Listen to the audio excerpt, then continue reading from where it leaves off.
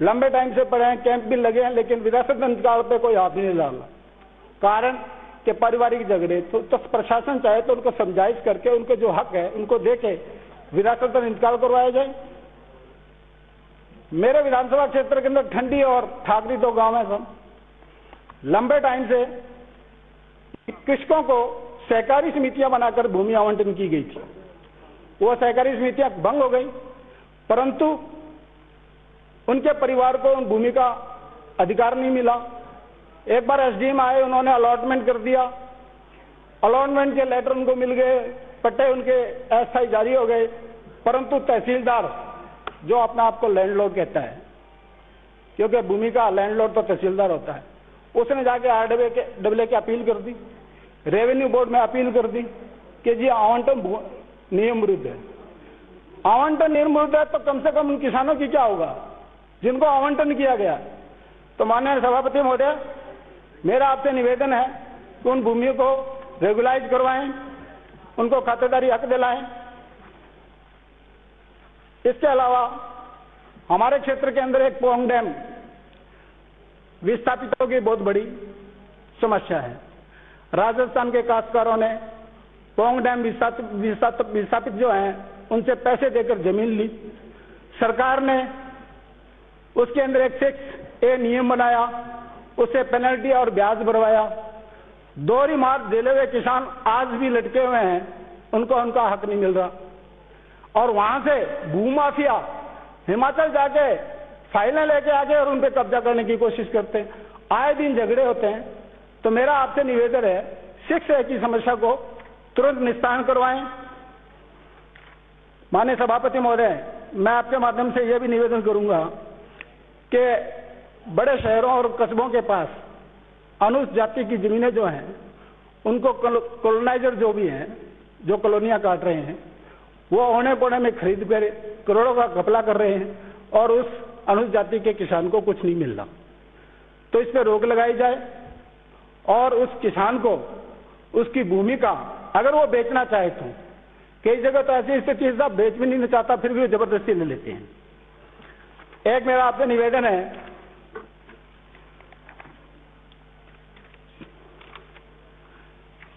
सभापति महोदय, बीकानेर जिले के अंदर कुछ गांव हैं, जाड़वाड़ी, लाखोसर, बराला, दीनसर, कर्णीसर, यहां उनकी भूमि पर नोट लगा दिया ओवरलैपिंग का।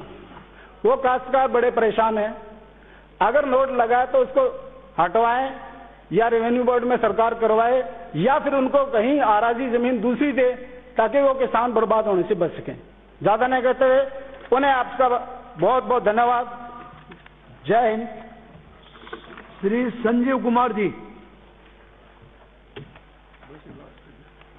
माननीय सभापति महोदय, आज सदन में मांग संख्या 16 राजस्व पर चर्चा चल रही है।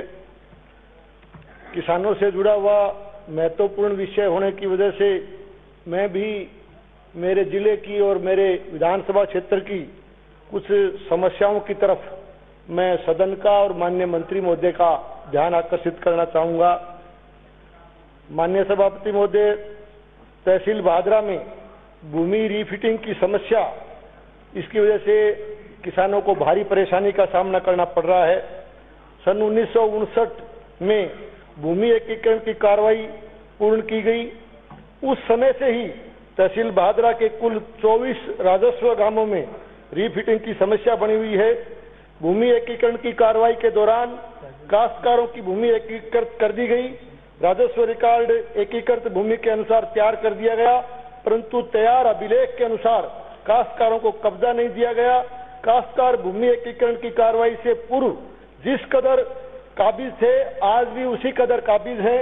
इस प्रकार काश्तकारों के मौके पर कब्जे व जमाबंदी के इंदराज में भारी अंतर है।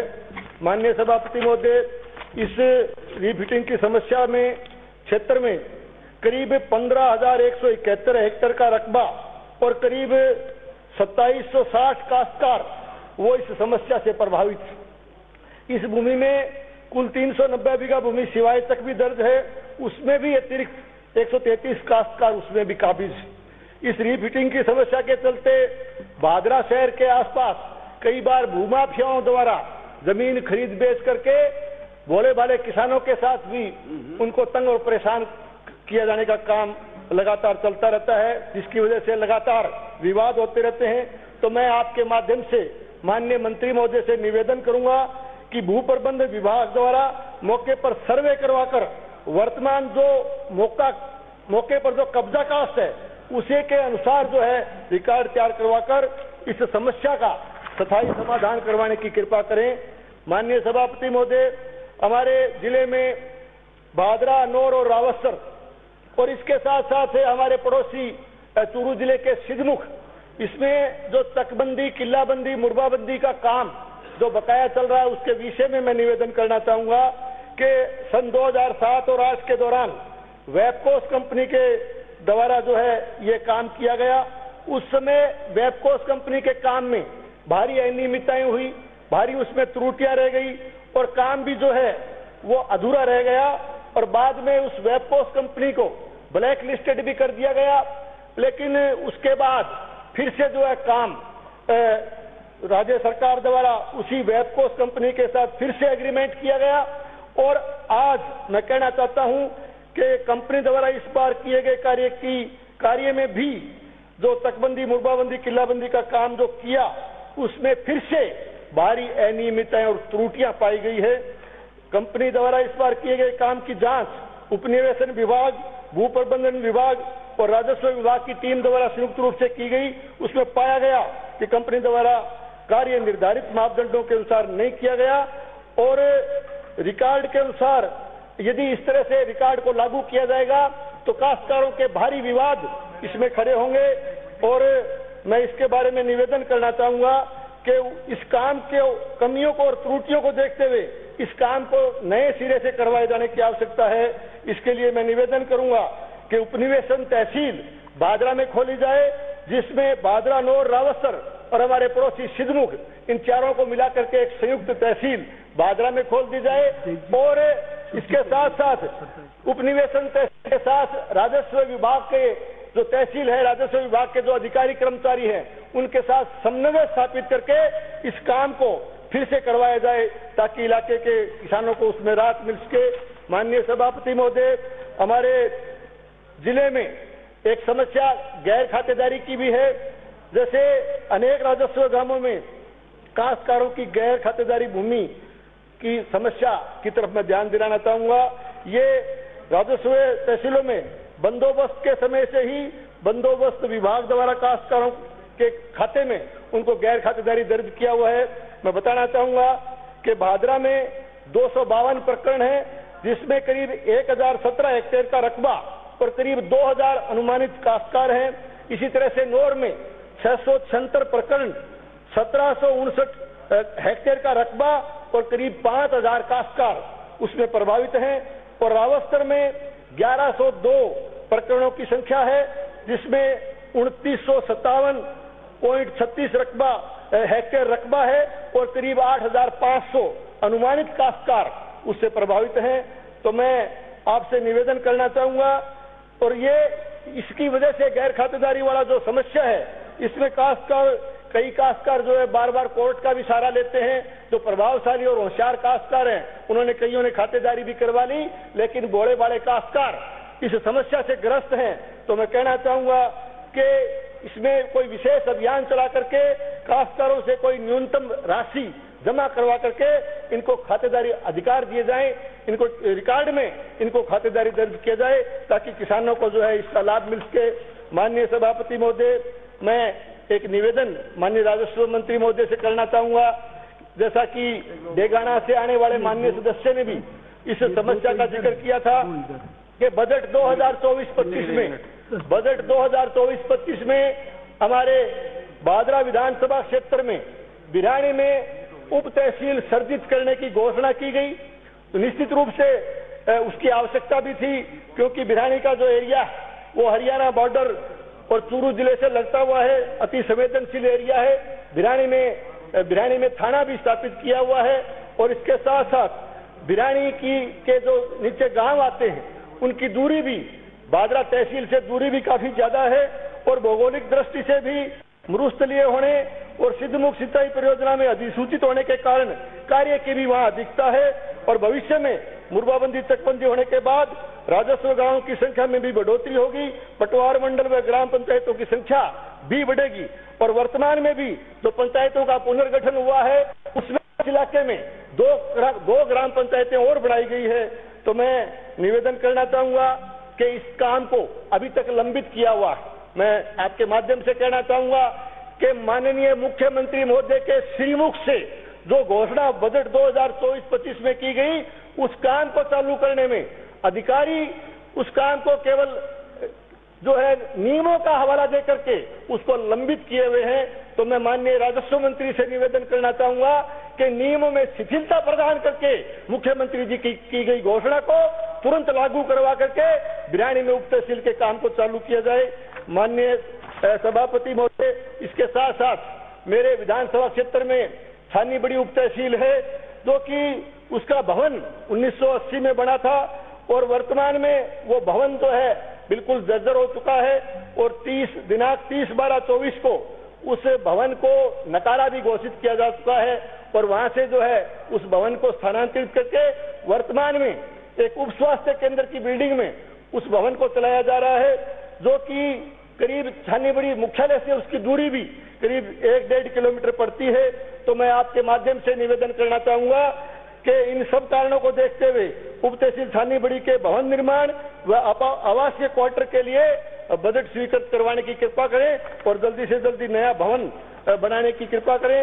इसके साथ साथ मैं आपके माध्यम से निवेदन करना चाहूंगा कि मेरे विधानसभा क्षेत्र में कुछ गांव ऐसे हैं जो कि राजस्व रिकॉर्ड में उनको राजस्व ग्राम घोषित किया हुआ नहीं है।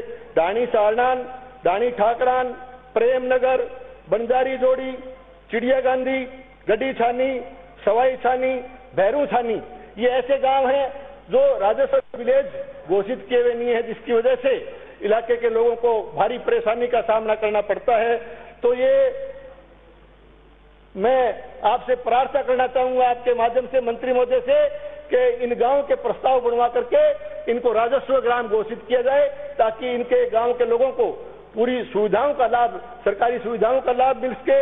इसके साथ साथ मैं आपके माध्यम से माननीय मंत्री महोदय का ध्यान आकर्षित करना चाहूंगा कि हमारे जिले के अंदर विशेष करके हमारा जो नहरी बेल्ट है उसमें जो राजस्व रिकॉर्ड में जो रास्ते मंजूर किए हुए हैं, जो कटानी रास्ते हैं, वो करीब 8.25 फुट के और वो दशकों पहले या पुराने समय में उस समय जो आवश्यकता के अनुसार ये बनाए गए होंगे, लेकिन आज जो है उसको बढ़ाने की आवश्यकता है। तो मैं कहना चाहता हूं कि उन राजस्व रिकॉर्ड में जो 8.25 फुट के रास्ते दर्शाए गए हैं उनको कम से कम 16 फीट का करवाने की आप कृपा करें ताकि काश्तकारों को और आने जाने वाले लोगों को आवागमन की उचित सुविधा जो दी जा सके।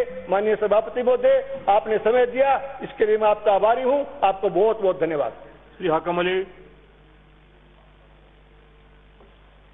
सभापति महोदय, आपने मुझे मांग संख्या 16 पर बोलने का अवसर दिया, इसके लिए बहुत धन्यवाद। बहुत महत्वपूर्ण विषय है, आम आदमी से जुड़ा हुआ विषय है राजस्व। मंत्री महोदय विराजमान हैं। मंत्री महोदय, मैं आपसे निवेदन करना चाहूंगा कि राजस्व रिकॉर्ड के अंदर बहुत सारी खामियां हैं, उसको दूर करने की आपको आवश्यकता है जो आम आदमी से जुड़ी हुई हैं।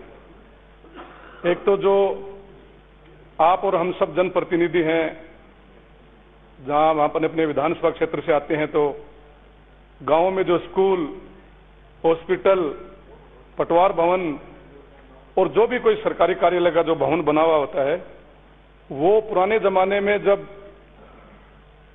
बने हुए थे तो उस टाइम या तो कोई गोचर भूमि में बन गए या कोई बंजर जोहड़ में बन गए या अन्य कोई किस्म की भूमि पर बन गए।